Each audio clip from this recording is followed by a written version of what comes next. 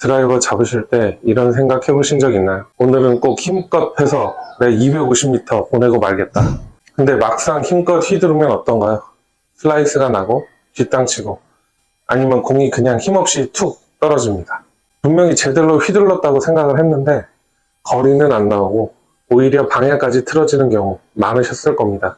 오늘은 바로 그 문제, 드라이버를 힘껏 때리는 비밀을 풀어드리겠습니다. 팔 힘으로만 억지로 치는 게 아니라 원리대로 힘을 전달해서 제대로 멀리 보내는 방법을 알려드리도록 하겠습니다.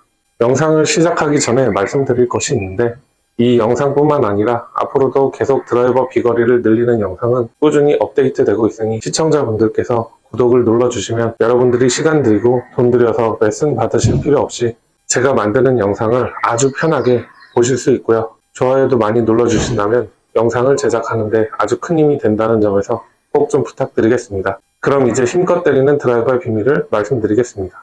이 드라이버의 비거리를 내는데 필요한 핵심은 단 두 가지입니다. 바로 스피드와 힘입니다. 여기서 많은 분들이 헷갈려 하십니다. 헤드 스피드만 빠르면 멀리 가지 않나요? 아닙니다. 스피드만 빠르고 힘이 실리지 않으면 그냥 빈 껍데기일 뿐입니다. 반대로 힘만 세고 스피드가 없으면 묵직한 미스샷이 발생할 수밖에 없습니다.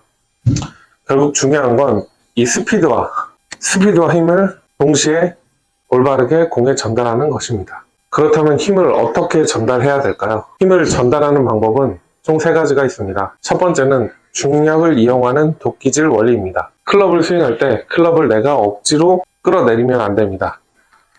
도끼로 장작을 펼 때를 떠올리시면 됩니다. 그냥 머리 위로 올린 도끼를 힘으로 끝까지 누르지 않고 탁! 중력에 맡겨서 탁! 중력에 맡겨서 탁! 탁! 드라이버도 마찬가지입니다. 이렇게 헤드가 위에서 아래로 떨어지면서 자연스럽게 힘이 공에 실려야 합니다. 팔로 이렇게 억지로 끌어내리면 원심력도 끊기고 오히려 힘이 분산돼서 제대로 맞을 수가 없습니다. 두 번째는 체중 이동입니다.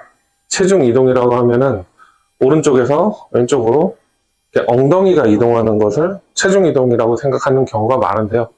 저도 그렇게 생각했습니다. 하지만 이것은 제대로 된 체중 이동이 아닙니다. 제대로 된 체중 이동은 그저 내가 4대 6에서 약간만 오른쪽에 있던 체중을 5대 5나 아니면 6대 4 정도로 만들어주는 정도에 그칩니다. 이동을 너무 이렇게 지나치게 많이 하게 되면 균형도 잃고 제대로 된 정타를 낼 수가 없어서 비거리가 증가되지 않습니다.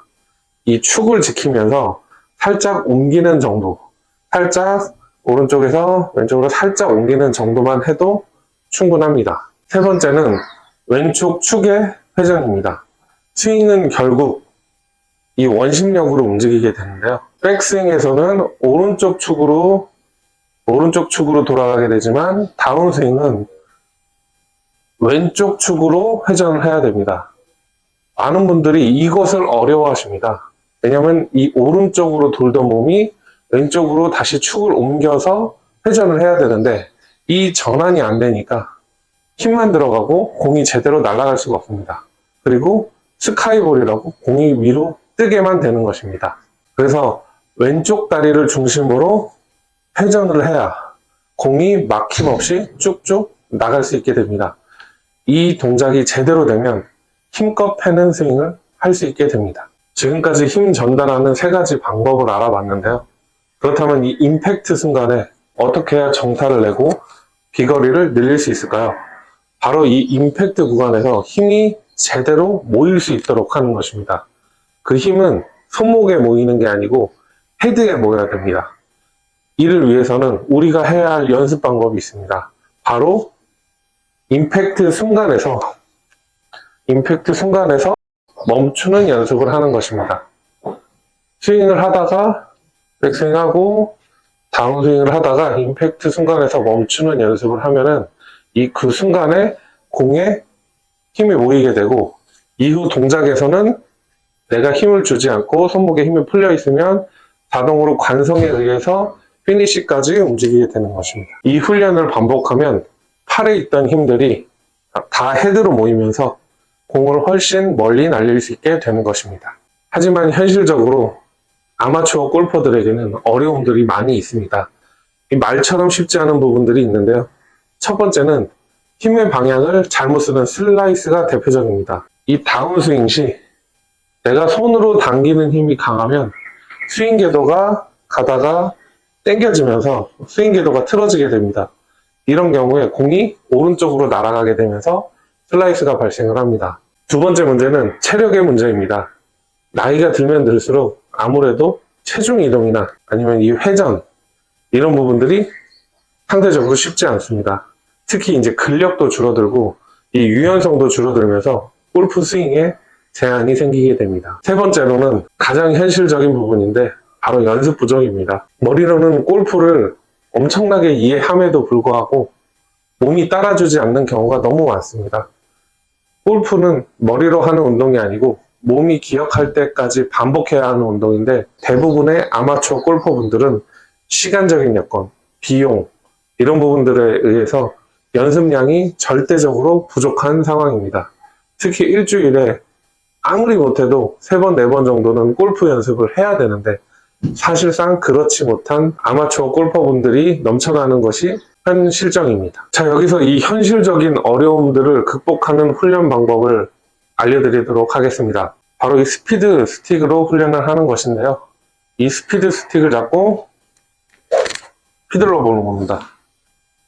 이게 끝에 무게감이 없어서 이 스틱을 휘두르는 것만으로도 자연스럽게 내가 체중 이동과 회전에 신경을 쓸 수 있게 됩니다. 왜냐면 내가 임팩트에 신경을 쓰지 않고 이 궤도, 이 스윙에만 집중할 수 있기 때문에 좋은 연습 방법이라고 생각합니다. 그리고 이 부분은 내가 손이 돌아가는, 이 손이 로테이션 되는 느낌을 좀 더 감각적으로 느낄 수 있어서 슬라이스를 잡는 데도 도움이 됩니다. 다음은 유연성을 위한 스트레칭입니다. 힘을 우리가 계속 키우는 것은 쉽지가 않지만 유연성은 그래도 어느 정도 늘릴 수 있습니다.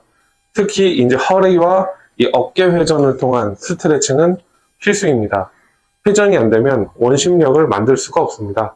손목과 어깨 돌리는 연습들, 이런 어깨 돌리는 연습들을 통해서 스트레칭을 해줘야 합니다.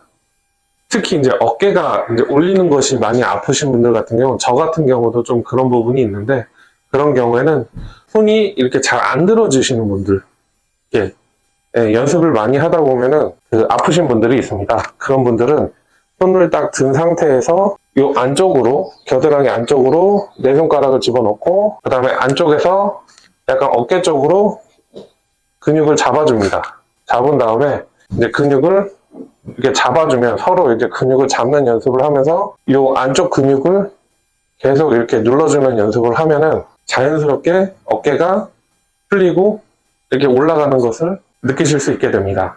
제가 이 스피드 스틱을 이제 말씀드렸던 이유는 꼭 연습장에 가지 않아도 시간과 공간의 제약 없이 언제든지 연습을 할 수 있기 때문에 꼭 사용해 보시는 것을 추천드립니다. 자, 이제 앞에서 한 이야기를 정리해 보자면 드라이버를 멀리 보내기 위해서 우리가 기억할 것은 총 4가지입니다.